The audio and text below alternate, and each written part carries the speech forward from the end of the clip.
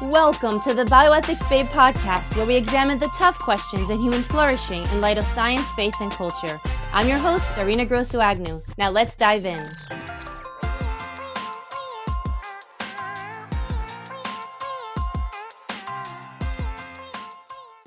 On this episode, our very first of the Bioethics Babe podcast, I will be chatting with Dr. Joseph Meaney, past president and senior fellow of the National Catholic Bioethics Center, about the principles of bioethics, the foundations of good medicine, and why it matters. Hope you enjoy it. So before we get started, I will share a little bit about Dr. Joseph Meaney.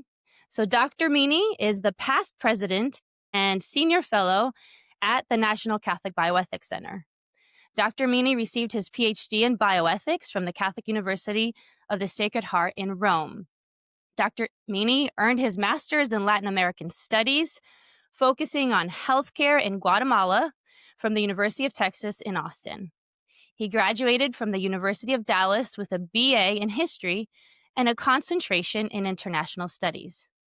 Dr. Meaney was a general editor of the English edition and co-author with his father, Dr. Michael Meaney, of a chapter in the Pontifical Council for the Family's Lexicon, Ambiguous and Debatable Terms Regarding Family, Life, and Ethical Questions, and has published a number of scholarly journals.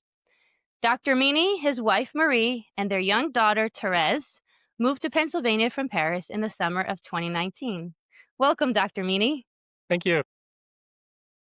So, everyone, I am so happy to be here with you today and to launch the Bioethics Babe podcast.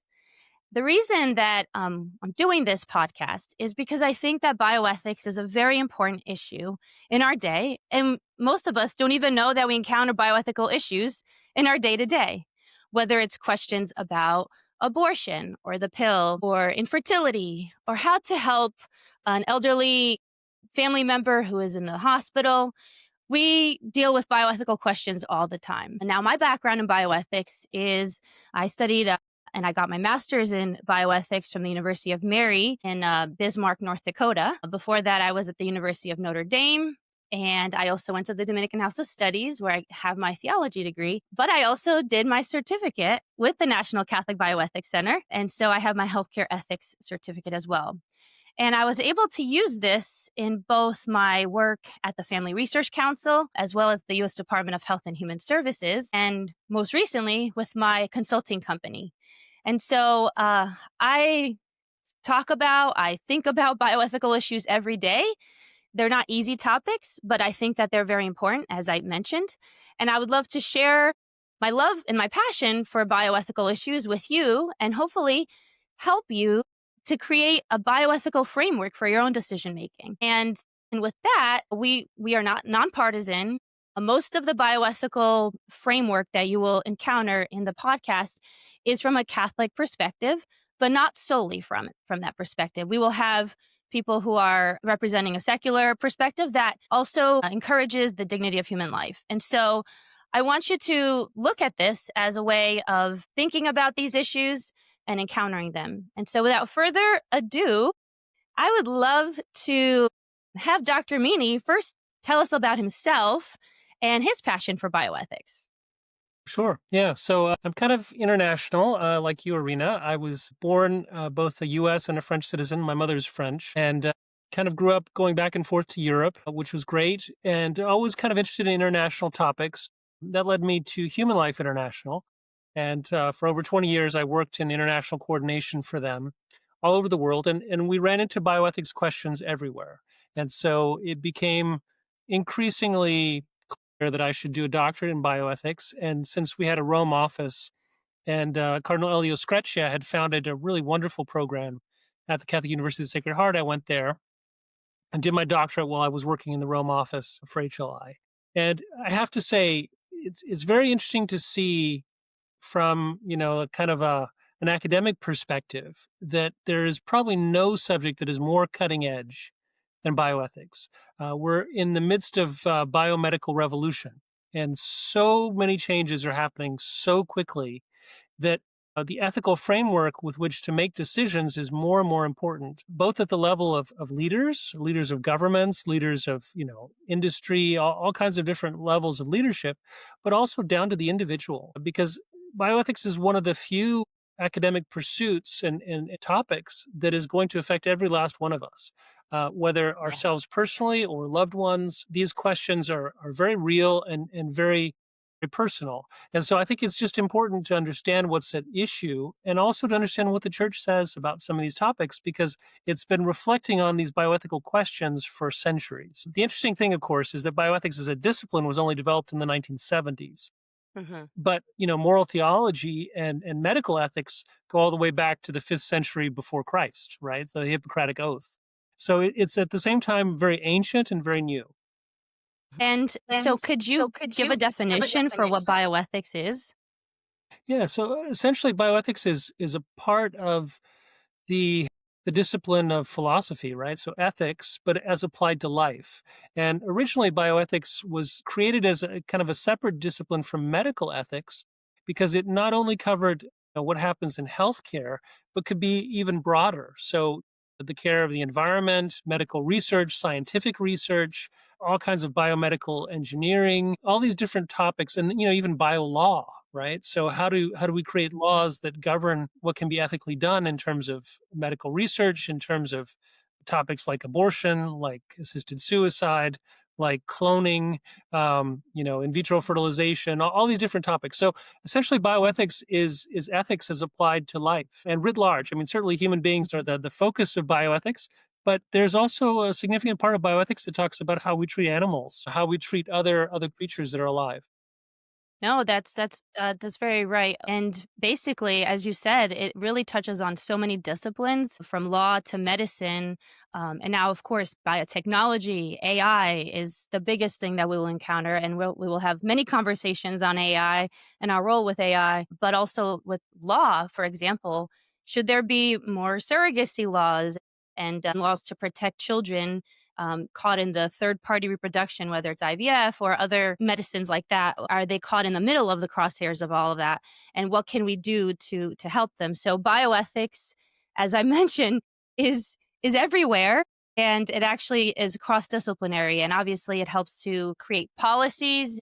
You need to know enough bioethics to be able to give good advice for policy making, but also for personal decision making. And this is what this show is about, to help normal, average, everyday people make decisions from the best perspective and best framework possible. So thank you for that, Dr. Meaney. And are there ways that bioethics has affected you personally besides your work? And if so, in what ways? I mean, certainly when my father was at the end of his life, we had a lot of different, decisions to make, as everyone does, and modern medicine is so powerful, but at the same time so limited. You know, you can sort of keep a person alive, but then the question becomes, are you really, you know, providing them with a benefit? Or are you just kind of, burdening and lengthening their dying process so without significant benefits? So we definitely had a decision to make when he was in the hospital and the medical staff said, we don't really think that there's much that we can do for him. Certainly, we can't cure him. We can kind of maintain him here, but he would be more comfortable and probably live better at home than in this medical situation because hospitals are not very pleasant places. The thing that really struck us was how noisy everything is. There are these announcements going on overhead, and there are people popping in at all hours of the day and night, poking and prodding.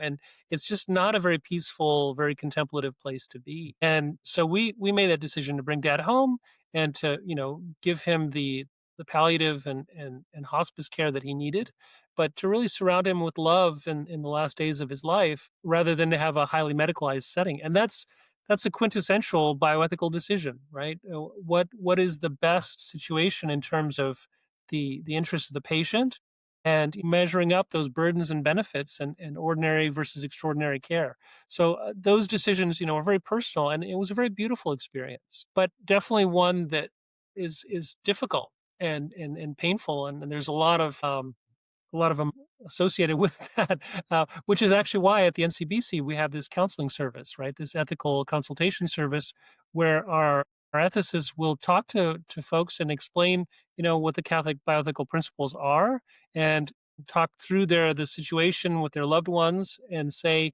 what kind of good decisions can we make here? But it's helpful to have a third party who's not so emotionally involved and who's studied the issues to be able to give advice.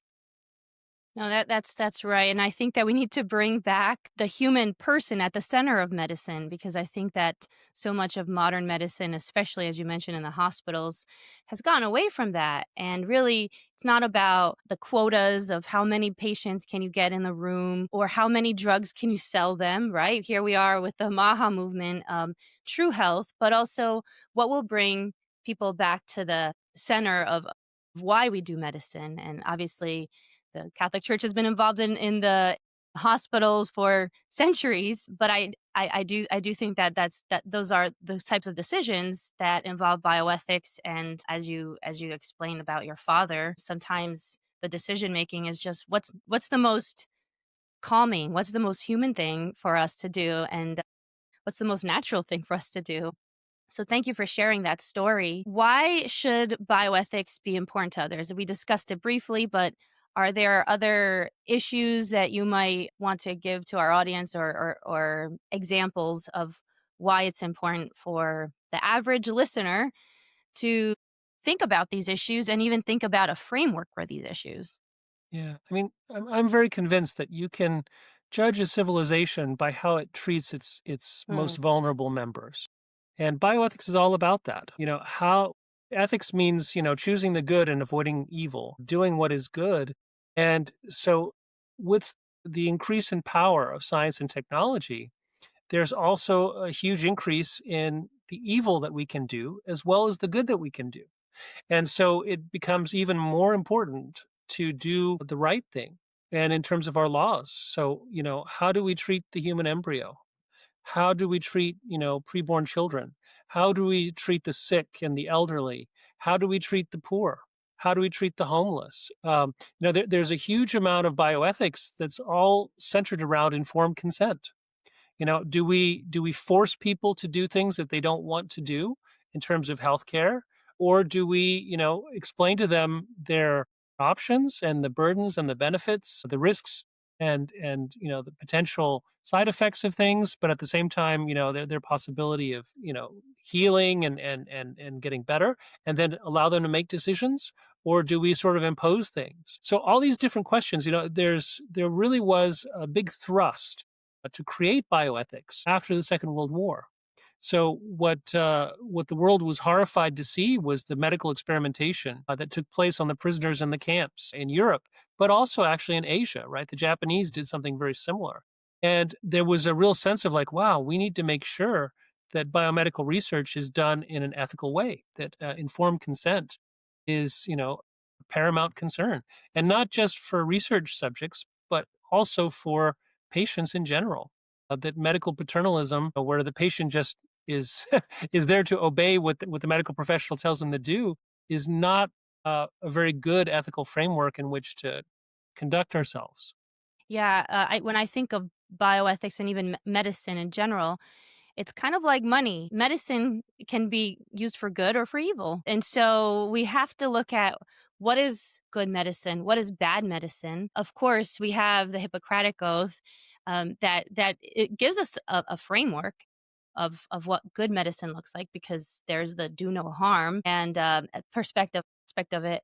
But if you could speak a little bit about more of the Hippocratic Oath and currently how far away have we strayed from the Hippocratic Oath in modern medicine, and a little bit about what the Hippocratic Oath says. I mean, so it's a very remarkable document, right? Hippocrates, considered the founder of medicine, was living in the 5th century before Christ. So this is very much ancient Greece, the pagan world, and they recognized in that, 2000, almost 2400 years ago, that doctors had a special responsibility to their patients, that being a doctor was an ethically charged profession, and that there needed to be very strong safeguards and understand. So, the fact that they would take an oath. How many professions do you take an oath, to uphold the principles of the profession before you do it? It kind of says something about medicine, but it's also very interesting to see how things that we consider, modern issues were very much top concerns for Hippocrates in the 5th century before Christ. So, abortion right there, front and center. A doctor will not commit abortion. A doctor will not commit euthanasia. A doctor will not take sexual advantage of his patients. you know, Right. Doctors have to treat their patients with concern and to truly do what is best for them, try to heal them. That a doctor's role is to cure the sick, not to kill the sick. Very, very interesting, and something that was, a principle of Greek medicine, and eventually was very much adopted by the Christian worldview and promoted. So interestingly enough, Hippocrates was like one school of medicine, and there were probably others that developed over the years in the ancient world, but that's the one that had such a strong and good ethical base, even though it was not, entirely pre-Christian, but that the Catholic Church and Christianity developed and said, this is the kind of medicine that we think is in accordance with the dignity of the human person, and respecting patients, and having medical personnel do the work that they are called to do as a real vocation. No, it's so important to look at the foundations of medicine, as you mentioned, and good medicine, right? Because not all medicine is good. It's not medicine when it's not good, correct? So I think that at this point, what we'll through is just some of the bioethical principles that guide Catholic hospitals, Catholic thinking on this, because there are even if you're not Catholic, and hopefully some of the listeners, even if you're not Catholic, you can see the benefit of some of these principles in protecting the dignity of the human person, and safeguarding that in biomedical decisions. And so we'll start with just that the first principle is the dignity of the human person from conception to natural death. Dr. Meaney, can you talk about why this is one of the most important bioethical principles that we need to follow as we think about these issues?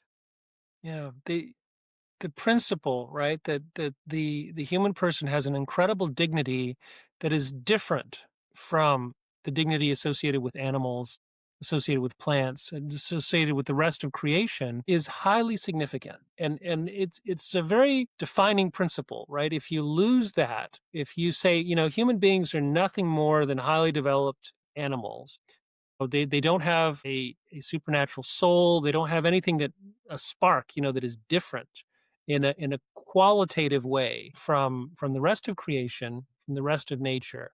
Then you really kind of lose a lot. So this real insight that it really is a theological one, this perspective that we're made in the image and likeness of God has huge consequences.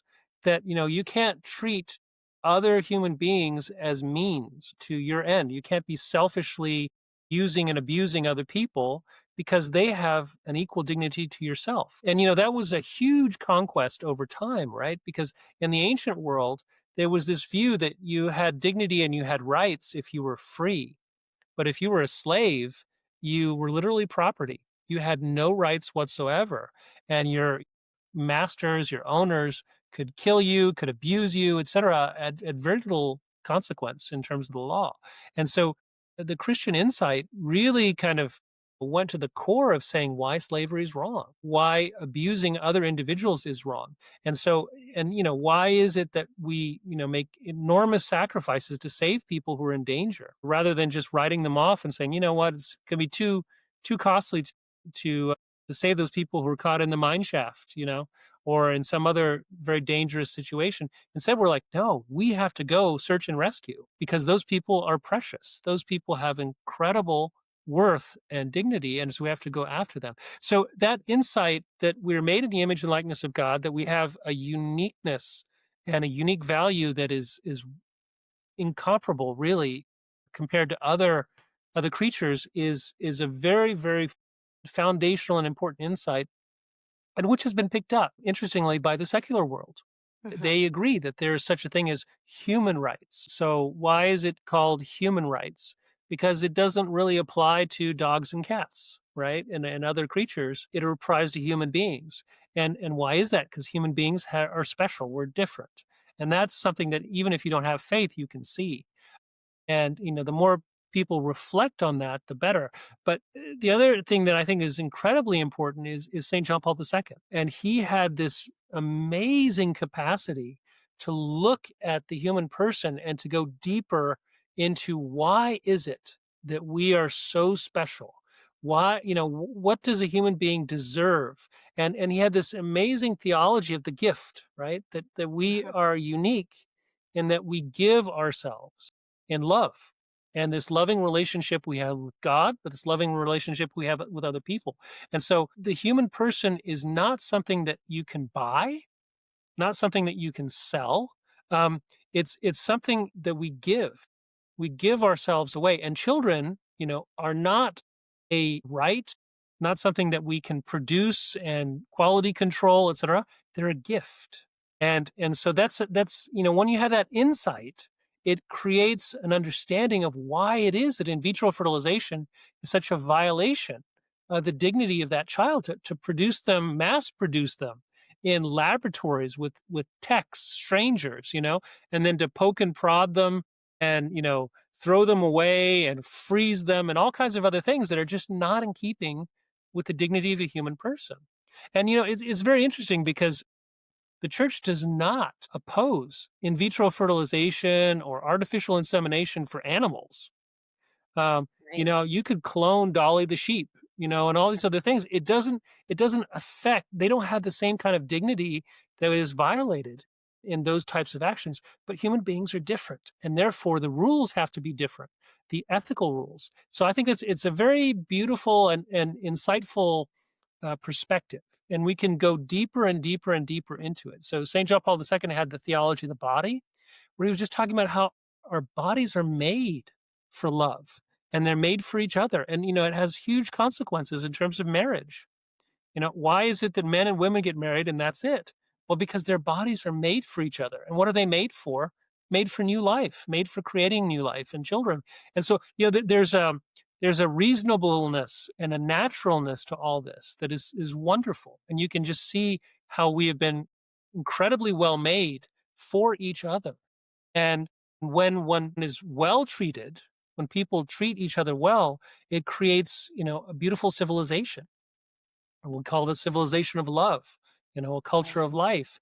But when we treat each other badly, when we use and abuse each other, then we end up in what's called a culture of death, where we're basically killing people, using people, abusing people in a very selfish way. And it creates a horrible world. And so one has a real ethical responsibility to strive for that good culture of life rather than that evil culture of death. No, that's so beautifully stated, and thank you for that, Dr. Meaney. And of course, we've seen the, as you mentioned, the commodification of children through the IVF production, through surrogacy too, where women's wombs are being rented and children are there's a story formed and just given away. We've heard stories, horror stories of, you know, 20 children all being by 20 different surrogates being gestated, even though I hate to use that word to talk about children, but that's the kind of commodification that has taken place. What would you say to a listener who may not be Catholic or Christian, who is still trying to grapple with, well, why are humans different from animals?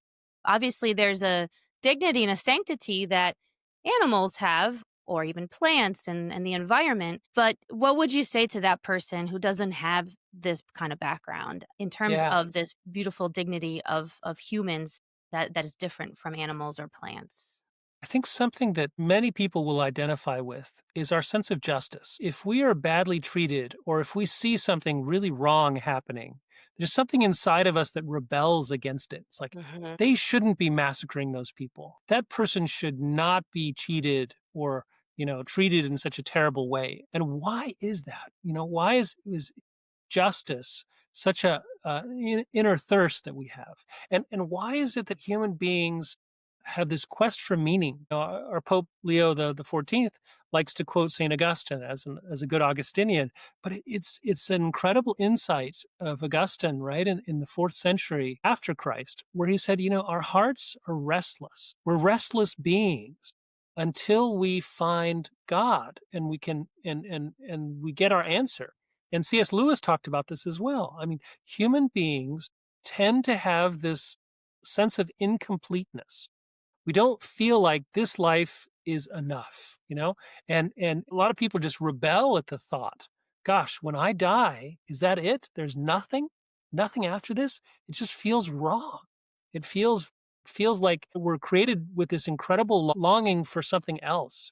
And that's what C.S. Lewis said, right? Is that every time that we have a longing, there's actually a solution to it, right? If we're thirsty, water exists. If we're hungry, food exists. If we need love, there are people who can love us. And if we feel like there should be something after death, there should be a survival after death, guess what? There is. There's eternal life. And so almost everything that we innately feel should exist does exist. And that's kind of a moral intuition, right? That I think most people have, even if they don't have faith. But certainly if you do have faith, you can see that there's so many kind of transcendental things that go beyond just the material, where, we just admire courage and we admire virtue, and we can see that some things are wrong, and we don't want to be the kind of person that does those things. We kind of despise individuals who give in to all these different vices. But these moral codes, and there's some ethical systems out there that sort of, make light of the fact that there's objective good and objective evil, but it's just a natural insight. What we kind of refer to it as the natural law in a tradition, to say, look, some things we have this sense that they're right and that they're wrong. And sure, that can be distorted and people can be, manipulated and even, through propaganda or other things deformed, and their moral sense can be kind of perverted. But there's a kind of a natural feeling of what is good and what is evil. And that kind of guides us and gives us this perspective that there should be more. And we strive for that. And, a lot of people who are being heroic, it does not make any sense whatsoever to sacrifice your life, right? To give your life for another, unless there's something extra, there's something beyond, something beautiful that you are pointing to. Otherwise, you would do anything to avoid your death because that's your end. But there's so many people who are like, no, I'm willing to sacrifice my life for something greater, something more important even than my life. And that's where the martyrs come in, right? And people who have conscientious beliefs that are so strong that they're willing to sacrifice their lives for something else. But I think all those kind of point to something beyond, something very, very much more than we are and beautiful. And no, it's so true. And even from a secular perspective, we have firefighters. We have people who are willing to jump in to save someone who's drowning or someone who's about to jump onto the subway line there to commit suicide. And you have people who are just stepping in and putting their lives on the line for the other. And that deep down shows our desire for protecting other people in a way that is truly dignifying of the human person and shows the value of the human person. And of course, as we know, there's, as you mentioned, martyrs. Saint Maximilian Kolbe, who said, "I will take the place of this family man. I will die on his behalf in a Nazi concentration camp so that he may live, so that he may be there for his family." I just learned recently that he was in attendance, the man who survived because St. Maximilian Kolbe stepped into his place, was able to be there at St. Maximilian Kolbe's canonization. And that really deeply touched me, that here is this man who was able to have his life because someone else put it down on his behalf. And so, yes, and of course, from a Catholic perspective, as you had mentioned earlier, we are made in the image and likeness of God in a different way. Obviously, God created the world and all of creation, including animals and plants, but people have a soul, which animals don't. And we can talk about that in a different episode about how are animals and people different, because I think it's so that people today are so confused about that. And it's important, as you had mentioned earlier as well, that we protect animals from abuse. Obviously, when we do experiments, it's for the sake of advancing medicine, for the sake of people, and to save people's lives. But animal abuse is wrong, and even abusing the environment is wrong. But of course, abusing people is at a different level, and so that is, of course, at the center of the dignity of the human person. Another principle I wanted to discuss is, and this is very true for Catholic hospitals in particular, but is about treating the whole person. Can you talk about that in what is called the ethical and religious directives, which are directives for, especially for Catholic hospitals in the US, but it could really be used anywhere in the world as a way to guide decision making in healthcare systems, etc. Can you talk about why treating the whole person, what does it mean to treat the whole person, why this is important, and how does this compare to what's currently being done in settings that don't? Yeah, it is a very different insight. The kind of Christian view of medicine is that you're treating not just the body, but also the mind and the soul. That we can't the human person is a composite of different parts that are together. And there's a kind of a materialist attitude sometimes in allopathic medicine, which is like, well, we're going to treat this person's liver, you know, or we're going to treat this person's heart, or this person's cancer, or whatever it is. But a part of that person, and it's legitimate to do that. But the point is that there is never just a liver that you're treating, right? There's a human person in front of you, person who has feelings, person who has fears, person who has hopes, a person who has, a spiritual soul. And so therefore, one really wants to help that entire person. And, that's why there's the sacrament of the sick, right? There are sacraments that are associated just with the healing to help the person spiritually when they're sick. And I think also just the care and love of that person. There's so many examples of where you could treat the person, in a very high sort of scientific way, and you're treating their disease really well, but you treat them very poorly. You're not comforting them, you're not reassuring them, etc. And you have poor medical outcomes because the patient despairs, the patient is unhappy, the patient doesn't understand what's going on. They're not even informed of what's there and what's being done for them. I like to tell the story of one of my cousins who was an anesthesiologist, and he would work very much, in these high risk surgeries where the patients had a big chance of dying. And so he would meet with them ahead of time and say, all the risks that are associated, and I'm just going to tell you about the anesthesia and what I'm going to be doing for you. And with your permission, I want to pray for you while I'm doing the anesthesia for this very high risk surgery. And if you want, we can pray now. And he said it was very interesting because he never imposed it. He just Mhm. offered it.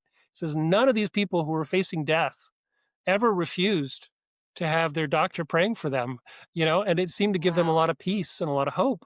And he said, actually, they were looking at the statistics in the different surgeries, and they did a lot better than they should have done statistically. More patients survived than normally would have. And he attributed a lot of it to the fact that the patients were so much at peace and, were comforted. And so it was not just that they were doing a high technical, scientific operation on them, but they were also putting this patient, at peace and praying for them spiritually. And all of that working together was so much superior to just, treating them like a set of organs, a system Right. of body parts. Can you talk a little bit about current modern medicine, and is that really being done when people go for, whether it's a surgery or just a doctor's visit? Would you say that in most secular settings that they are treating the whole person, or what does the modern medicine look like in, as in the healthcare systems that we have today? Yeah, I mean, I would say it varies tremendously, but one of the big factors that I think is negative is things are very fractured. So the person is admitted into the hospital and they see one doctor one day, another doctor the next day, and the nurses come in shifts, all kinds of different persons taking care of that patient. And in the end, they don't really have a relationship. They don't have that healthcare worker patient relationship of trust and friendship that is really a beautiful thing, and that the church very much approves of, and talks about it as a very special bond, doctor patient relationship. But I think in the modern context, there's so many specialists, and so one specialist is only working on one part of this person, another specialist working on another part of the person, and they don't necessarily communicate to each other very well sometimes. I've heard a lot of situations where the cardiologist wants to do this, and the nephrologist wants to do that, and the neurologist wants to do this, and that the different treatments that the patient is going to be subjected to may actually be contraindicated. There might be all kinds of different problems with the drugs or the procedures that are being done to the patient. And if you have a more holistic view, then you actually treat the patient better and have better results. So I think, one of the things is that science has gotten so advanced that it's very hard for one individual to understand all the parts of this medical picture of the patient. But in the sense, that's really important, right? To have a doctor who actually cares for this patient, who's, in charge of their treatment, as opposed to a whole bunch of different individuals all working on different parts of the patient. So I think that's kind of one of the problems we've encountered in modern medicine, and certainly in the high intensive care situation. It's true. When my father was in the hospital, every single day, even every hour, you had a different person come in, and they would have to look back at your entire record to just have an understanding of what you need, as opposed to one doctor who's there to walk you through the process. And so you have to explain yourself every single time. This is why I'm here. This is the information. And then they're trying to catch up, and they're going from room to room doing exactly that. And it does feel very fractured. And so I kind of miss the days of when you had doctor visits, right? Home visits. And it doesn't necessarily have to be that it's a home visit, but to just have a doctor who really understands your entire health situation, so that you're not having to depend on re-explaining it to people as they come in, and especially in a hospital setting. And so there's a desire, and maybe this is a call to action, that doctors and we may have to change the way that the health system work, that we can regain some of that, because that's more human, right? We want doctors who really do care about us as a whole person. Even when we go to the hospital, we may have a really good doctor-patient relationship with our primary care physician, but wouldn't it be wonderful to be able to have that kind of experience when we go into the hospital, and just be able to know that this is the person who knows more about the situation than anyone else in that hospital about you.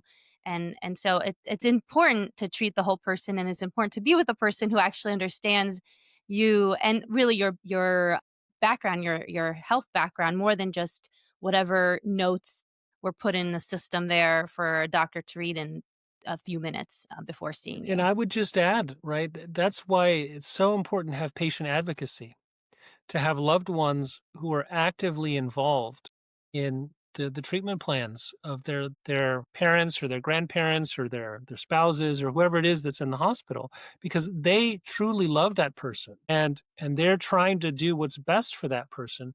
And strangers have a much harder time doing that. And, there are all kinds of different reasons why healthcare might not be optimal. But I think one of them is, this kind of assembly line approach where, the doctor comes in and they've got 5 minutes to make a decision and leave, and they don't know this patient, they don't know the context, et cetera. And a lot of those things really matter in terms of, what is the best treatment course. And so having loved ones there who are kind of advocating for them, saying, well, wait a second, they wouldn't really want that. Or, the previous doctor tried that already and it didn't work, because someone just coming on you and trying, they're going to go down their steps, right? And sometimes they're just going to try to do 1, 2, 3, 4, 5, 6, and they don't realize that some of these things have already been done, and maybe some of them didn't work out so well. But so actually having this kind of advocacy going on from a loving perspective, like we're trying to figure out what's best for this person rather than what's best for the hospital, or what's best for the bottom line. All these other aspects, the economics of medicine, which unfortunately can go against maybe what's in the best interest of that particular patient. Yes, and I think that patient advocacy is where you, as the listener, you can be an active part of some family member or even friend who doesn't have close family members in advocating for their life, for their health. I had this experience when a few years back there was a friend of mine who didn't have any family members near and no one to advocate for her, and she was very sick in the hospital, times unconscious, and we found out about the fact that no one was advocating for her.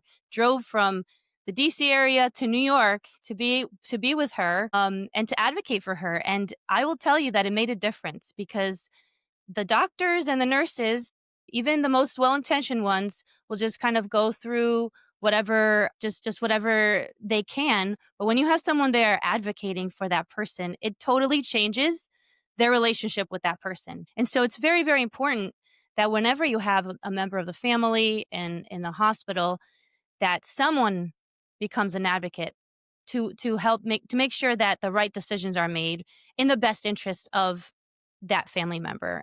What would this person want when they can no longer make decisions? And so this is why it's important to become well versed into, well, how do we help them make these decisions?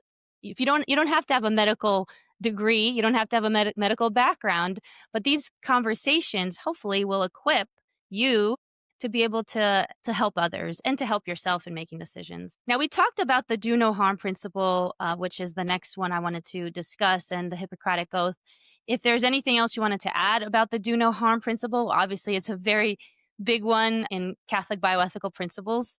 But if there's anything else you wanted to highlight about this principle, we would love to hear your thoughts on it.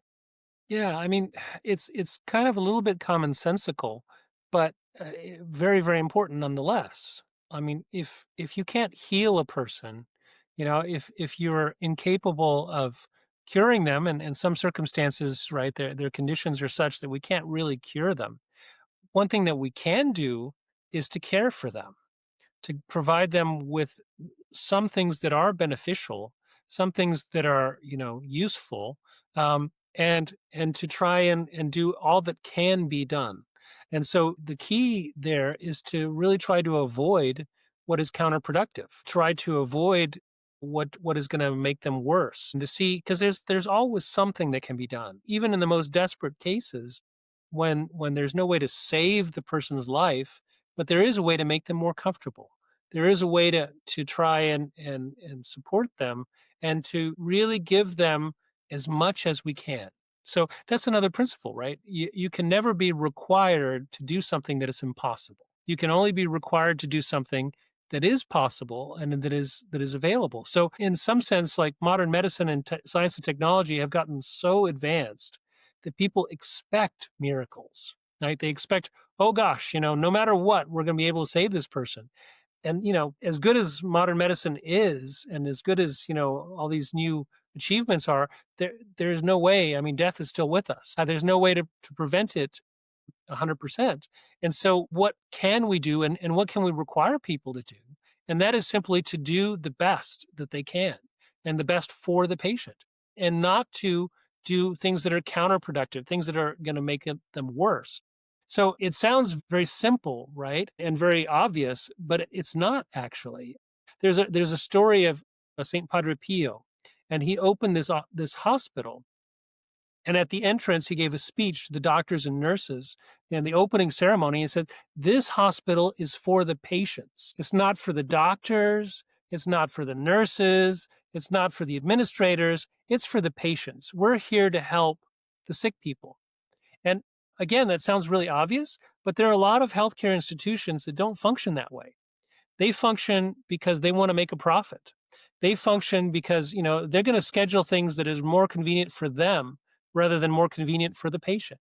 They're going to push procedures that will make them a lot of money, even if they're not going to, do very much for the patient. So there are all kinds of, like, selfish and unethical things that do happen in healthcare that violate that principle. That first, you do no harm, even if you can't, do everything that you would wish in terms of healing the person, you can at least do good for that person in some way, shape, or form. Yeah, and I think that harm actually is, and this could be a whole other episode, could be misconstrued because some people, for example, let's take two quick examples here. Surgeries on whether it's chemical or hormonal interventions on people with gender dysphoria.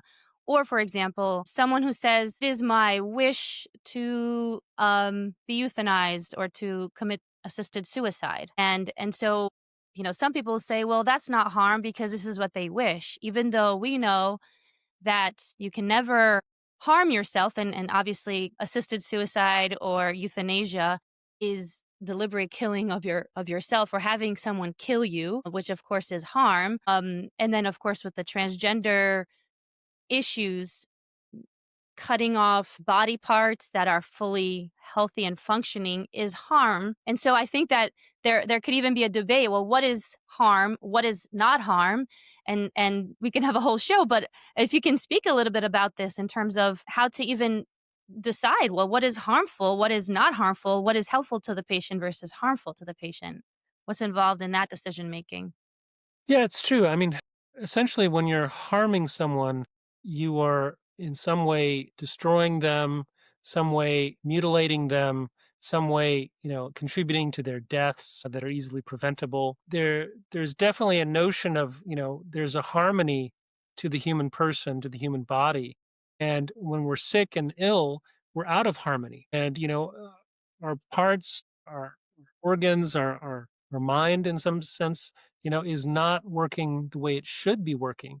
And so there's kind of an objective order to the person that should be respected and that should be promoted. And so if one's mind is not working properly, then one should get help, right, for mental illness and to help that person to start thinking in a way that is reasonable and not self-destructive. If a person has a kind of a false sense, and this is where informed consent is very important. The person has to be competent. It's a nonsense to say that a person is going to give informed consent for something that is truly bad for them if they don't understand what they're doing, if they're under, undue influence, or if they're, just not mentally thinking clearly and Or if they're competently. minors and they can't actually make decisions for themselves in the case of so Yeah. many transgender interventions where this a child, the brain is not developed fully until 25 years of age. So when you have a 14-year-old or 15-year-old wanting to have an irreversible surgery done on them to remove healthy body parts,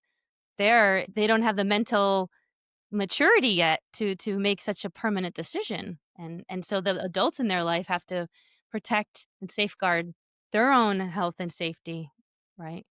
I remember a psychologist who said something that really stuck with me. And he says, how old does your child have to be in order to cross a busy street, crossing the street when there are a lot of cars coming back and forth safely?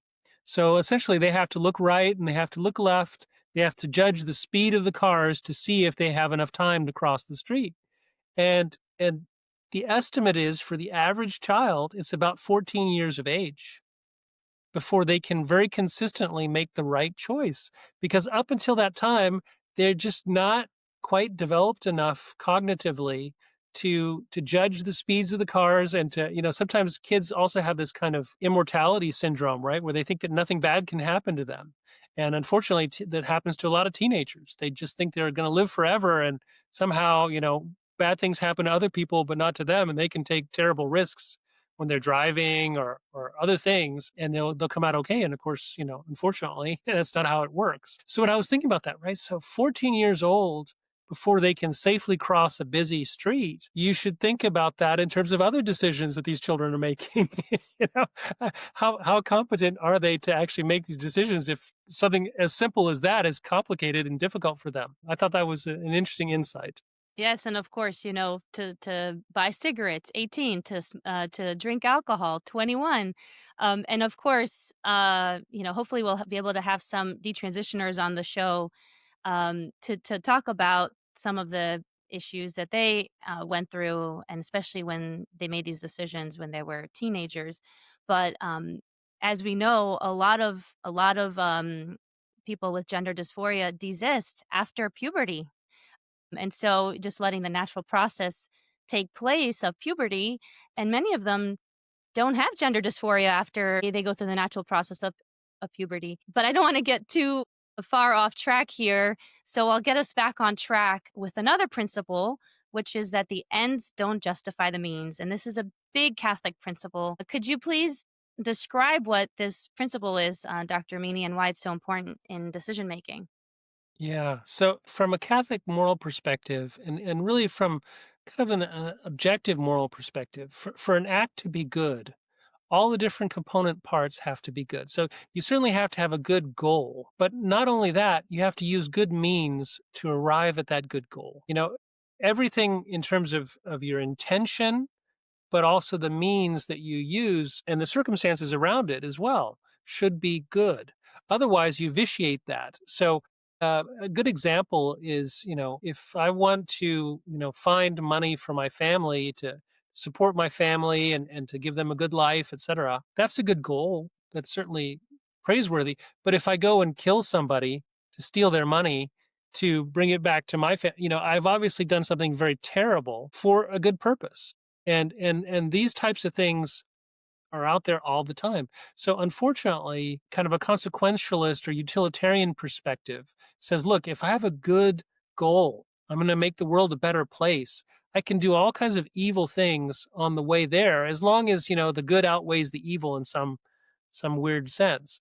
And, Machiavelli was the thinker who kind of put this forward and was absolutely convinced, that you could lie, cheat, or steal to achieve a good goal. But it doesn't work that way. Just in practice, one sees that there's almost this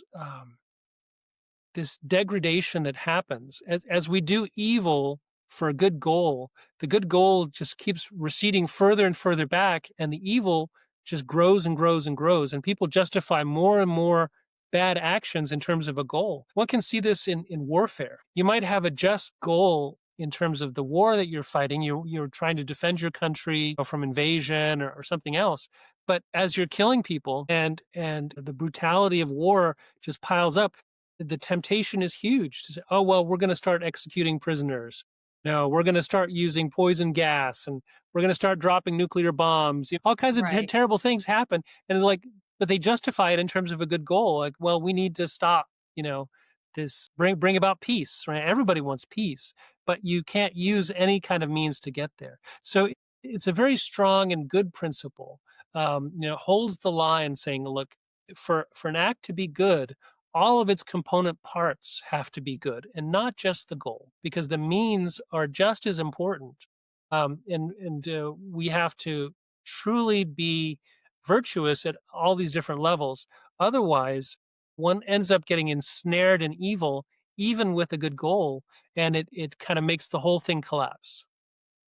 Thank you so much for sharing that. And of course, it goes right into our next principle, which is exactly as you mentioned, that the object, the intent, and the circumstance all have to be good for the act to be good. And I think that where this comes into play is with intent. A lot, like as you mentioned, even if you have a good act, and even the object is good, the act is good, but and your intent is good, but the means that which you go about that is evil, then it all falls apart. So it's even if the intention is good, a lot of people, even in medicine, and it has surprised me, will say, well, I don't intend to hurt the baby when I do an ectopic pregnancy.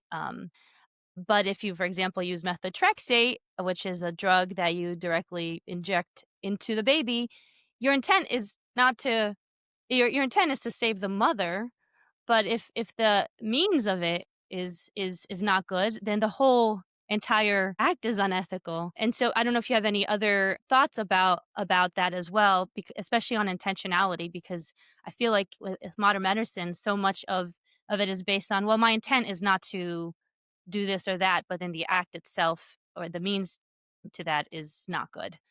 Yeah, and another example that I think is is sophistry, right? So false reasoning that, you can sort of play with words, but you have to be concretely rooted in reality. There are some folks out there who were justifying craniotomies. So when you're taking apart the skull of the child to save the life of the mother, but they were saying, well, we're not trying to kill the child. We're just trying to make the skull smaller.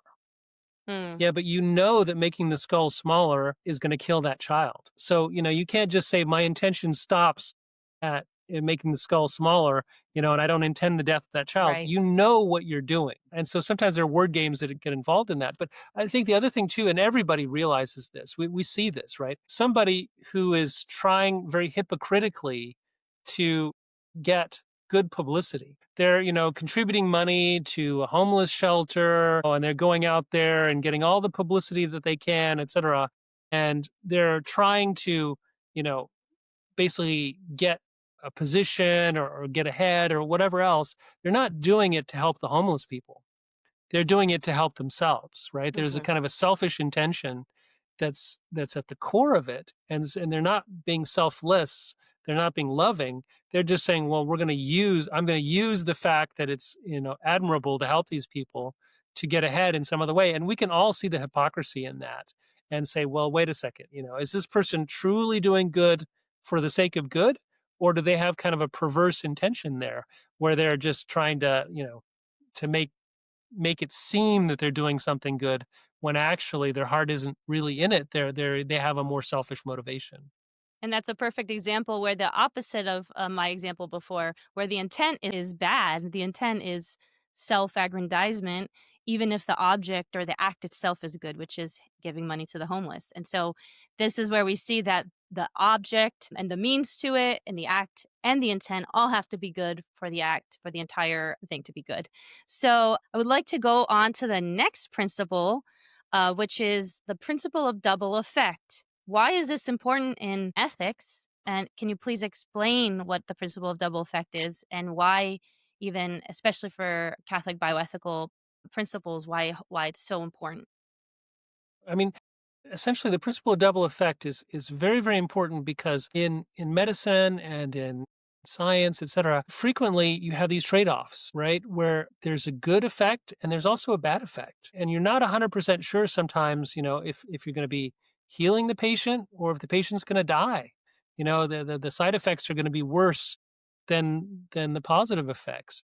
And so when you're faced with that kind of dilemma of like, gosh, this action could have two effects, one of them positive and one of them negative. Should I do it or not? And, what is my intention here? It really goes back to the 13th century. St. Thomas Aquinas really put together the principle of double effect and gave a number of different scenarios. But typically, one is looking at a situation, and the easiest one to look at is, a woman who's pregnant and she has a cancer. And so here's the problem is that you want to save the woman's life and you want to save her baby's life. You want to save both their lives and you want to do what's best. And in some circumstances, you realize that, if the mother dies, obviously the baby is going to die as well. And there may be circumstances where you can save them both. There may be circumstances where you can only save the baby. There may be circumstances where you can only save the mother. And so you have to kind of parse that, and say, okay, so what makes sense to do here? What is the good effect and what is the bad effect? And how can we put those together? So principle double effect is a very, very good kind of set of reasoning that can be applied to those difficult situations. And so essentially says, first of all, you always have to do something with a good intention. Clearly, you're trying to save both. You're trying to save, do a good thing. And then, second of all, you realize that there's a possible, and maybe even a likely, a foreseen bad effect, but you'd never intend that bad effect. You never go in to do the bad effect. You go in to do the good effect. And the bad effect has to be a consequence of the good effect. Because if you're just simply going in to do something bad, then you can never make that good, right? But sometimes you can tolerate a bad effect if there's a proportionality between the bad that occurs from the good that you are truly intending and truly trying to do. And you're trying to minimize in all ways the bad effects. And so one of the main purposes of the principle of double effect is say, look, clearly one has to choose a therapy or an intervention that has no bad effect if that's a possibility. However, if you're left with, the only possible choices if you're going to intervene, and you can also say, look, we can't do anything in this circumstance, right? One of the choices might be not to intervene. But if all the intervention choices do have these bad effects as a possibility, you have to make sure that the good effect doesn't come as a result of the bad effect. In other words, you can't sort of kill the child and the death of the child is what heals the mother, because then you're committing an evil action that good may come from it. But at the other hand, you can take out the cancer and go after that cancer, realizing that unfortunately, as you're treating the cancer, say with a chemotherapy or something of that nature, you could also be having bad effects on the child. And the only reason to tolerate that is if you don't do it, then you foresee that the mother's going to die and the child's going to die anyway. And there may be no way to save the life of that child. And so you're trying to save at least those people that you can save by doing something good that unfortunately also has, a negative consequence. And so you have to clearly see, right, if you could possibly deliver that child early and they would survive and they would not, have to do the chemotherapy with the child still there, then you obviously do that. But if it's not possible because the child is too early on in the pregnancy to be delivered and is pre-viable in terms of being born, but the mother is not going to survive without the chemotherapy past a certain period, all these different things have to be balanced and put into mind to say, okay, well, we should do this because this is the in a bad situation, this is nonetheless the best thing that we can do that respects the dignity of the person and tries to do the maximum good without ever committing an evil, just simply tolerating that an evil might be a consequence of a good action. So it's a very fascinating thing to look and see how that principle of double effect can apply in all kinds of different situations. But it also goes to the principle of totality, right? So if a person has gangrene in their leg, now clearly cutting off the person's leg, amputating that leg is a bad thing, right? The person is losing a leg, that's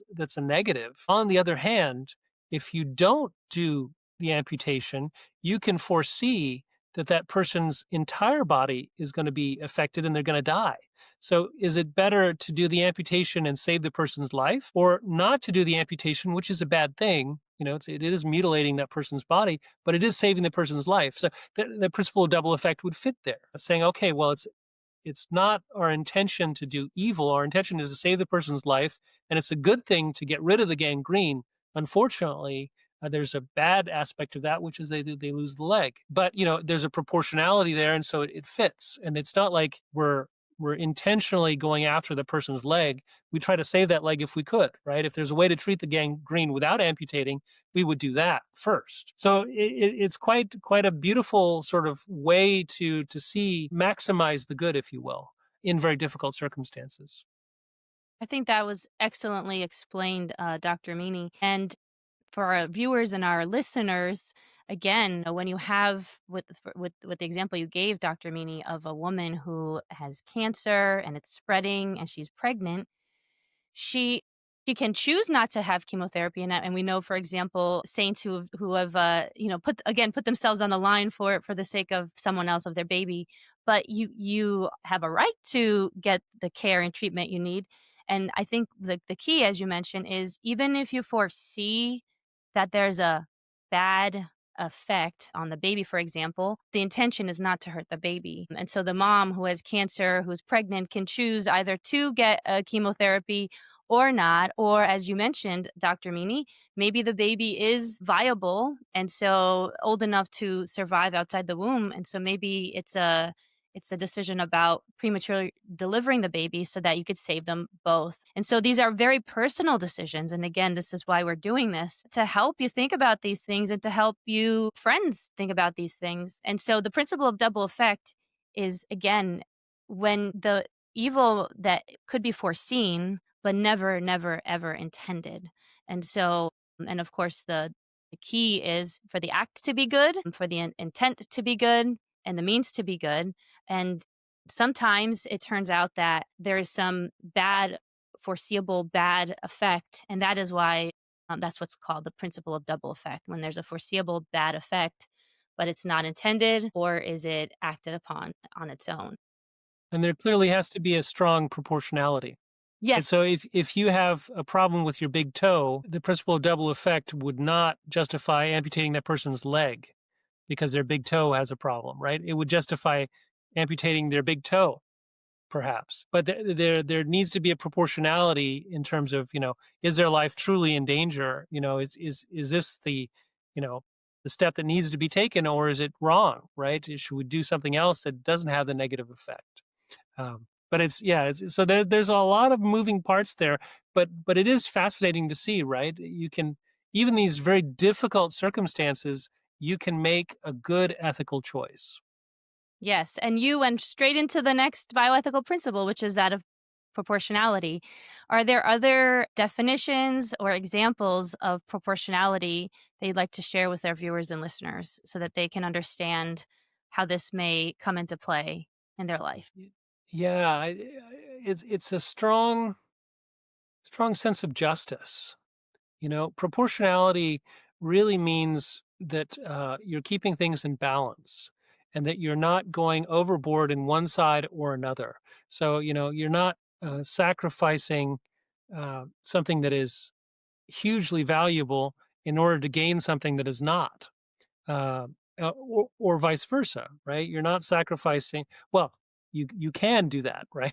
If you're going to give up something that is really small and get a huge benefit, then there's a great proportion there. But one of the elements of proportionality that really needs to be weighed a lot in terms of modern medicine is experimental treatments that people can be subjected to. And you're looking, okay, so what is the potential for the benefits of this? And what are the burdens, foreseeable burdens of that? And do they kind of balance out, in terms of making a decision? So if there's a really horrible treatment that has huge negative side effects and, nobody has actually been cured by it so far, it seems like the proportionality is skewed there, where there's a huge downside and there's very little upside. So why would you do that? It doesn't make a lot of rational sense. On the other hand, it becomes a little bit more of a question mark, right? It's like, well, 50% of patients have gotten better with this treatment, and there are some pretty severe consequences, but they seem to be temporary, and so you're going to go through some suffering, but you have a good chance of recovery. Does it make more sense now? But that proportion is kind of a sense of balance, right? A sense of justice. Things are in a sense well suited to one another, and disproportion clearly means that there's a lot more either burden on one side or benefit on the other side. If the disproportionality is working in favor of benefits, then that's great. But if it's going towards burdens and suffering, then we really want to avoid that. And so that's where the ethical decision making is important, and also just the scientific knowledge, right? We can't have true informed consent unless we really understand what's going on. And that's where it's very, very important to have good scientific information, good medical information. Like, to the best of our knowledge, this treatment is going to be highly effective and there are very few, foreseen side effects. That's great. But at the same time, we have to be very honest, right? This is a new treatment. We're not 100% sure. We think this, but we don't know. People have to be informed, even of what we don't know, to try to hypothetically think about the proportion between the burdens and the benefits. It's so true. And I think for our viewers and listeners, another way to think about it, and it can go to either extreme. One, where someone who just needs food and water is not given food and water, is refused that. And so if someone can survive and they just need food and water, even if it's through IVs, etc., that's proportionate. That's proportionate care. There's the other extreme, which is you're trying to save the life of grandma or even a young child, and they're not responding to any treatment, but you keep wanting continuous treatment even with zero response. And so there's a disproportionality there because there is no response. Now, there's a lot of gray area. And you, as the patient, have a right to try any experimental therapy, even if there's only 5% chance that it's going to do something for you. And I said that's a very personal decision about whether or not you think that the benefits of that therapy outweigh the tough side effects, etc. And so proportionality is very important because some things are basic care and are due to every single patient, and other times it's just up to the patient to decide, is this something that I want to go through or not based on the success rates. And so proportionality we have to be thinking about in that way is, what are the benefits? If there's 90% chance that this person will get better by being put on X, Y, or Z therapy, well, maybe that's something that we should definitely consider, because it's a really high chance, and it would be almost an injustice not to try those things, versus if there's 90% chance that it's going to fail, where you can still try. So, of course, proportionality is a very important principle. There's a lot of gray area. I don't know if you have any more to add to that, Dr. Meaney, but would love your thoughts on proportionate, disproportionate care. Yeah, I mean, one of the more extreme examples of that is triage. So triage was developed on the battlefield, and the situation was that you had all these wounded soldiers and not enough doctors to care for all the wounded. So the question was, who gets treatment and who doesn't? And, that's a very extreme situation, but you have thousands of people dead and you just have a few dozen doctors, and who's going to get care and who's not? And who's going to get the care of the doctors and the surgeons, and who's going to get the care of nurses or medics or corpsmen or things like that. And so what they basically did was divide the patients into different groups. And there were some patients wounded who, no matter what you did, they were going to die, right? They were so badly wounded that they were mortally wounded, they were going to die. And it was clear that you couldn't really help them. There were others that were wounded, but they were not in danger of death. They were going to recover whether you treated them or not. And then there was a middle category of patients who were very extremely hurt, and they would die if they didn't receive care. But if you did intervene quickly, you could save them. And triage principle said you go for that middle category, because the ones that even if you care for them, they're going to die anyway. You don't have enough resources to care for everybody. So you have to focus where you're going to do the most good. And those who are lightly wounded, who could benefit from care, obviously, you could help them, but they're not in immediate danger of death. They're a lower priority than those that you could really save their lives if you intervene quickly. And that's looking at the proportionality of the care. It's kind of disproportionate to put a huge amount of care into a patient who's going to die anyway that you cannot save, when because you do that, you're sacrificing another person that you could have saved. Or to go after the lightly wounded person and do good for them, but because you're caring for them, this other person is going to die that you could have saved. So it's a kind of an interesting way to think about, in a logical and sort of reasonable way, where is the proportionality of our care? Where do we focus our attention? And this has a lot of modern consequences in terms of there's a whole field of bioethics called health technology assessment, and it's quite fascinating, right? Because you have these limited budgets for the hospital, and they're like, okay, so do we buy this heart lung machine or the dialysis machine or an MRI scanner, or do we, the budget is limited and you can't buy everything in all the quantities that are needed. So then you have to make these decisions like, well, this is less expensive and it'll save more lives. Maybe I should invest more in that. Or, no one is really doing much in this area, and we could save a lot of people that previously could not be helped because we went into this technology. So there's that whole kind of proportionality there in terms of limited resources that becomes a factor. Yes, and for the viewers and listeners, if you have a family member who is in a hospital, and let's say the hospital says, well, this is all we can do for the patient, you as the advocate, you have a right to transfer to another hospital. Or, we've had cases in the UK and other places where they refuse care, and you as the advocate are seeing that there could be some benefit that maybe the hospital just doesn't want to invest in.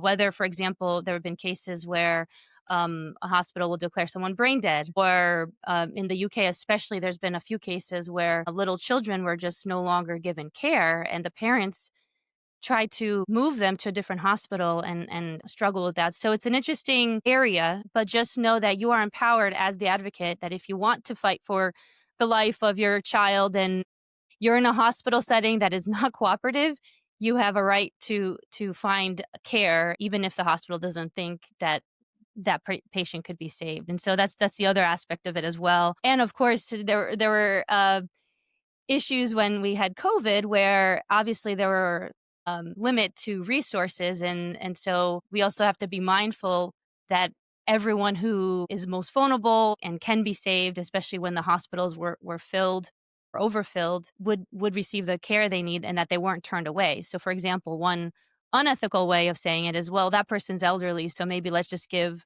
this resource to someone who's younger because they're elderly and they're going to die anyway. And so there's ways that proportionality can work. We have to be very careful with how we talk about resource allocation as well. Dr. Meaney, are there any other insights you have into that aspect as well? Yeah, it's very interesting to see how what we started with, right, the dignity of the human person, can very much be subsumed under a kind of consequentialist ethic of saying, well, some people are better than other people. Some people have more rights than other people. Some people are more worth saving than other people. Now, if you have a very objective situation where, as in the triage example, this person, we're not going to be able to save them. They're so badly sick that we can't, even though, we try everything to save them, then that is a legitimate decision to say, well, perhaps we're going to put less resources towards that patient because, again, we have other people that we can save. But as soon as you start making qualitative differences rather than objective differences, saying, this patient has all these different problems and we're not sure we're going to be able to treat them, but saying instead, this person's quality of life is substantially worse than this other person's, or this person, only has a few more years to live, and therefore we're going to save them rather than someone else. We very much advocated at the National Catholic Bioethics Center, and I think just generally in terms of good bioethics, that one has to use very objective clinical criteria as you're looking at the proportionality of care for patients. And if you're going to be denying some care, then it has to be based on the fact that, is it truly beneficial for this patient? And, is this being done because of clinical reasons, or is it being done because of some other kind of ideological or, non kind of objective, but more like qualitative view that really stems from the wrong insight, the wrong impression that some people are more valuable than others. Some people have more dignity than others. That, should not fly, but rather to say, look, we're going to look at objective clinical criteria in terms of making decisions. Thank you for that clarification. I think that's very important for everyone to think about, because there's a lot of science or medicine out there that's not really based on the clinical aspect of a patient's needs, but more on an ideological one. And we'll be definitely be discussing those types of cases in other episodes. I want to move on now to some secular bioethical principles, just so that we can see the difference in frameworks, and that you are aware of these two different types of ways of looking at these decisions that are made on a bioethical level. And so the ones that we'll go over are beneficence and non-maleficence, autonomy, paternalism, and justice. Are they a good bioethical framework, Dr. Meaney? Why or why not? Yeah, a lot of them, make sense. Certainly, one doesn't want to be unjust, you know. One doesn't want to be treating people badly. So beneficence, right? This idea of willing the good of others is certainly a good principle. Perhaps the one principle that is most easy to misuse in the secular bioethics principles is autonomy. Because again, one can sort of take autonomy to extremes. And I think there's perhaps more of a tendency to do this in the individualistic culture of the United States than maybe other countries that have more of a communal sense, right? A common good sort of approach to different things. But because the problem with radical autonomy is that it doesn't exist. So none of us are radically autonomous. We're dependent on others in so many ways. Certainly, as a child, when we're born, we're dependent on our parents. And as we become elderly, we're dependent on others to care for us. But all throughout our lives, we're dependent on healthcare, givers to keep us healthy. We're dependent on employers to give us income. We're dependent on the government to protect us from attacks and the police and fire and all these different things. We're interconnected. And so this kind of radical autonomy viewpoint, kind of extreme libertarianism in a certain sense, I think is just false, right? It's just objectively not true. And then it can lead to all kinds of problems because when one sees it, because our most radical dependence is actually on God, right? So we're brought into existence by a loving act of God and the creation of our soul, but we're being held in existence. Our existence is contingent on God wanting us to exist. And without God, we really don't exist. So that's a strong theological insight, even beyond the practical reality that we're in community and we're never just completely isolated. And then people who are isolated, who are completely set apart, human beings don't do well in those contexts. A person who's abandoned on an island, they find them years and years later. And a lot of these people have mental problems, right? Because they've had a very hard time just living with themselves. They're talking to themselves. We're made to work with others. The principle of autonomy is important, right? So one shouldn't be forced to do things that we don't want to do. But there's at the same time some objective measures that if I autonomously decide to do something that's bad for myself, um, you know, there's reason to believe that I'm not thinking rationally in those circumstances, and one shouldn't just go along with it, but just say, "Oh, I'm going to respect this person's autonomy and allow them to kill themselves." Well, no, we have to help them to understand why their life has value, and if they've kind of clouded reasoning that makes them think that death is preferable, we have to help them and protect them sometimes even against themselves. But there are other individuals, who want to self-harm and hurt themselves, and they're not thinking correctly.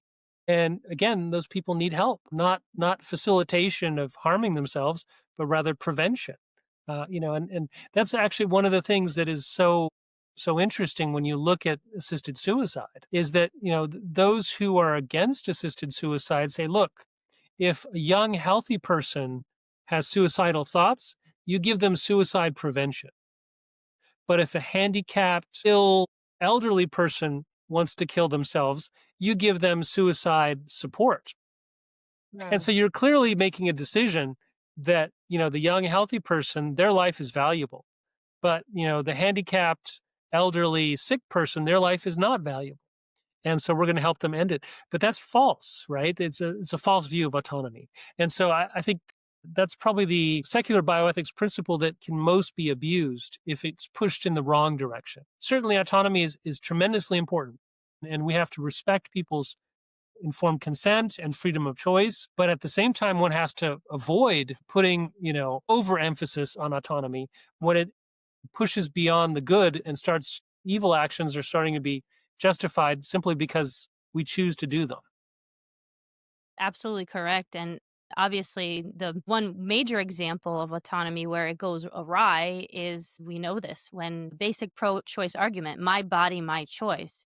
And so that right there is based on the principle of autonomy used incorrectly because it's not just about your body, it's obviously about a baby's body inside your body. And so it's not just about you. Uh, but there's other situations, as we mentioned before, with children or adults who want to cut off healthy parts because of gender dysphoria, and where autonomy is used incorrectly because you have to have a framework that looks at is is this action, medical action, something that is good for me and good for my body. And obviously people could argue, well, getting an abortion is good for me because I can move on with my life, but is it really an ethical decision? And when we talked about the dignity of the human person, where you're killing another human being, even if you, as we mentioned with the intent, you intend to just move on with your life. The means of getting there is through a really bad means. And so, but then again, autonomy used correctly is to say, I should have informed consent. I should know what my options are for this for X, Y, or Z treatment.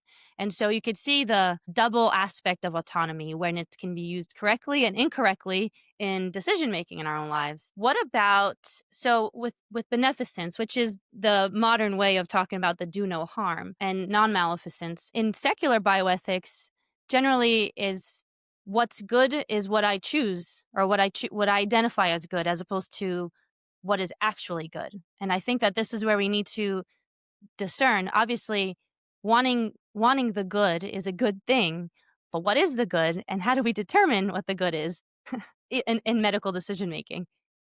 Yeah, it can be a little bit vague and a little bit subjective. And so one has to take these principles to a very concrete level and a very objective level. And so that's where objective truth becomes very important. Because as soon as one says, the good is what I say it is, and there's a kind of a subjectivist approach to this, then you can really distort things tremendously. Absolutely. What about the secular principle of paternalism? What are the good aspects of paternalism? What are the bad aspects of paternalism? And what does secular bioethics mean when they say paternalism? Yeah, so generally it's negative, right? The idea is that you're sort of imposing on someone else a course of action because you know what's good for them and they don't know what's good for themselves. And so, I mean, clearly there are examples of this where it is true, right? Your baby doesn't know what's good for itself, can't make decisions for him or herself, and so you paternalistically, as the parents, make decisions in terms of what's good. But the problem with paternalism, in a sense, is is when it's pushed to extremes, to where there are patients who can make decisions about what's good for themselves, and they can understand their choices and give proper consent, and that's kind of taken away from them, and the choice is made for them. There's certainly been a move, I would say, in medicine away from paternalism. There was kind of a strong sense in the 1950s and whatnot that doctor knows best and the patient just does what the doctor says. And then over time we kind of said, well, wait a second, no, the patient should have the right to be informed and to understand and to make decisions. And that even went to the kind of opposite extreme, of like patients telling the doctors what to do. and and in a certain sense, diagnosing themselves and prescribing their own treatment. And there needs to be a balance. Clearly, there's a proportionality that should be respected in terms of the medical professional has the knowledge and the experience to make very good suggestions in terms of treatment plans. And the patient, on the other hand, doesn't have that same knowledge and shouldn't really be dictating to the patient, but they do know what they want and they can understand, what sounds better and what sounds worse. And so they should be part of that decision making process. So in a sense, paternalism only makes sense when the person that is being subjected to it is incompetent, right? Is not capable of making a decision. And so then you have to make the best decision you can for that person. Maybe because they're unconscious, maybe because they're not mentally capable of making that decision. But there's a real danger in terms of paternalism of imposing one's will on another person when they are capable of making a good decision. And one obviously wants to avoid that. Yes. And obviously, it's so important to, again, going back to the doctor patient relationship, that if you have a really good doctor patient relationship, that doctor really knows your situation very well, can give you feedback as to what you need, but you're bringing your life experience of the condition you have, etc., and saying, this is what I know about my body, this is what I know about myself. And so there is an interplay where obviously the doctor has trained to become a medical doctor and has a lot of knowledge about the situation that you don't, but you also have knowledge about your own body and your own condition that the doctor can't know. So there has to be that interplay when, as you mentioned, someone is fully conscious and aware. Obviously, paternalism comes into play when that person can no longer make decisions.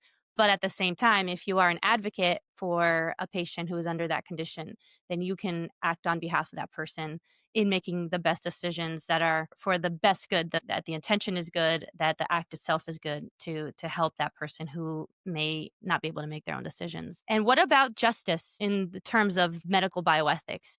What does justice look like as a secular principle? Yeah, I mean, justice is all about giving the person what their due is, not treating them in a way that harms them, in a way that, takes away their rights, or, in some way violates their dignity and their rights. So justice is hopefully, an objective measure of saying we will try and do what is good as opposed to what is evil for an individual. In general, we can see how the judges sometimes will come up with decisions that are unjust, that, do not defend what is right and what is due to certain individuals. And so it is important to see, are the patients being treated well? Or are they being treated like guinea pigs, you know, where there's some kind of scientific advance that is possible and their lives are being sort of sacrificed in terms of somebody's research. There's been a big scandal recently in terms of organ donors and the fact that you cannot take vital organs from a person who's still alive. In other words, cause their death in order to have their organs. There seems to have been a lot of circumstances where people were, declared dead who truly weren't dead simply because they wanted to get those organs for the purpose of transplantation. That's a real act of injustice, right? To cause that person's death with a good goal. The good goal is to, save another person's life by providing them with organs. But again, you cannot cause that person's death. So justice is important in how you treat individuals. Are you respecting their rights? Are you giving them what is due or not? And there are many examples in bioethics where one has to be careful that, you're keeping in mind, what is this person's justice? What is due to them in terms of care? Are we denying that? Are we, going overboard and imposing a lot of burdens on a person that are unnecessary burdens, being unjust to them in that sense? And so all those different considerations are very real. Yes, and that's my fear with the organ donation. Organ donation in and of itself is a good thing, but given what you said about the fact that doctors may be taking organs before a person's dead is why I'm not an organ donor, not because I wouldn't want to give my organs, but because I would fear that I would be killed for my organs as opposed to them being taken after a natural death. But we're coming up at the end of our episode here. But before we finish, I have two more questions for you. The first one is, so in the US, we have the ethical and religious directives that help Catholic healthcare systems. Could you tell us a little bit more about what they are, what they do, and how our listeners who are not medical people, how it may benefit them? Yeah. So the Ethical and Religious Directives for Catholic Healthcare Services is published by the U.S. Conference of Catholic Bishops. It's been around really since early in the 20th century. It's at the sixth edition, so they keep updating it as medical science changes and develops, and new therapies and interventions are out there, and they have an ethical component. And so they're very much of a guide for Catholic healthcare, also for Catholic healthcare professionals, and also Catholic healthcare patients. What are your rights? What are, your duties? What do you should be done and what should not be done? So what's very helpful about the ERDs, these ethical and religious directives, is that they say, this is a good thing and should be done. The spiritual care of the patients should be provided for. At the same time, it's very clear that, there should be no euthanasia of patients, no deliberate killing of patients, that there should be a proportionality between the care that is provided, and the benefits and the burdens, and the patients should really have informed consent and decide what should or should not be done. That these artificial reproductive technologies that do not respect the dignity of the human person, such as in vitro fertilization, where life is created in a laboratory, should not be facilitated, should not be undertaken either by the patients or by medical professionals. And a whole list of things. It also talks about, collaboration and cooperation between Catholic healthcare entities and non-Catholic, and what we can do together and also what we cannot do together. So that there are problems in terms of partnering up with other organizations for a good purpose if those other organizations are going to be doing evil at the same time. Or, maybe in the most extreme cases, you would be supporting an entity like Planned Parenthood that does terrible things, but they're like, well, we would like you to give us a donation or funding, for our, program of breast cancer prevention or something or other. And you realize that this organization exists for an evil purpose. And yet they're also trying to dress up what they do. Some of the things that they do might even be, but it's all serving this evil purpose, which is basically abortion. And so you can't be associated with them because you're giving them kind of support and legitimizing them in some sense by going into a partnership with them, even if the partnership itself is for a good purpose. Say a walk to raise awareness about breast cancer, and you're co-sponsoring that walk along with Planned Parenthood. It's kind of legitimizes them in some sense. Well, the ERDs talk about that whole level of, cooperation with evil and what can and cannot be done in terms of furthering good things, but at the same time avoiding scandal and avoiding working together in things that involve material cooperation with evil that should not be done. So it's very interesting, and all those different directives are quite clear as to what should be done and what can't be done. How food and water should be provided, and that's an ordinary means of care. But, there are certain circumstances in which it might become optional because the person is no longer able to assimilate the food and water. And so providing it to them actually could be hastening their death rather than helping them because they can't actually process or benefit from it. Or, if you have a patient who's imminently dying and they're no longer able to eat or drink, then installing like a feeding tube might not make very much sense because they're not going to die of malnutrition before they die of their underlying causes that, they're imminently dying. So, there's a proportionality there as well, that needs to be put into place, and that principle of double effect used. But the ERDs are very, very good about, pointing out things that should be done or shouldn't be done from an ethical perspective and looking at the whole person, right? They look very much at the spiritual care that is important to provide, the doctor-patient relationship that is important to have in a good way, uh, and then all the different interventions and how to morally look at them and make good decisions.